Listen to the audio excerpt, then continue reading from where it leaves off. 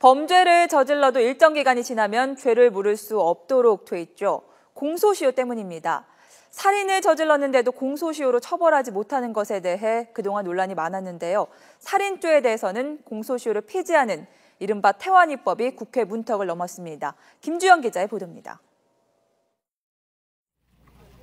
지난 1986년부터 5년 동안 화성을 공포에 빠뜨렸던 화성 연쇄살인 사건. 여성 10명이 무참히 강간 살해당했지만 범인은 잡히지 못한 채 모든 사건의 공소시효가 끝나버렸습니다. 5명의 아이가 살해된 채 발견됐던 개구리 소년 실종 사건도 지난 2006년 공소시효가 만료돼 살인범에게는 영영 죗값을 묻지 못하게 됐습니다.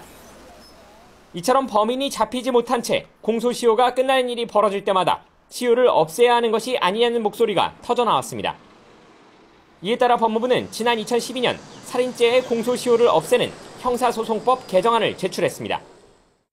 최근 김현웅 법무부 장관은 취임 후 첫 공식 행보에 나선 자리에서 법안 통과를 위해 최선을 다하겠다는 입장을 밝히기도 했습니다. 정치권도 이 같은 흐름에 발맞춰 적극적인 논의에 나섰고 결국 본회의를 통해 이른바 태완이법을 통과시켰습니다.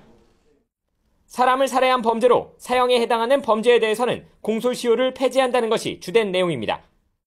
또 법 시행 이전에 벌어졌지만 시행 당시 공소시효가 완성되지 않은 범죄에 대해서도 시효가 적용될 수 있도록 규정했습니다. 다만 강간치사나 폭행치사 등 형법상 사형으로 처벌할 수 없는 중범죄에 대해서는 추가 논의가 필요하다는 이유로 대상에서 제외됐습니다. 이처럼 개정안은 통과됐지만 여전히 현실적 한계는 남아 있습니다. 장기 미제 사건을 시간 제한 없이 수사할 수 있게 됐지만 실제 수사를 전담할 경찰 인력은 전국에 50명에 불과하기 때문입니다.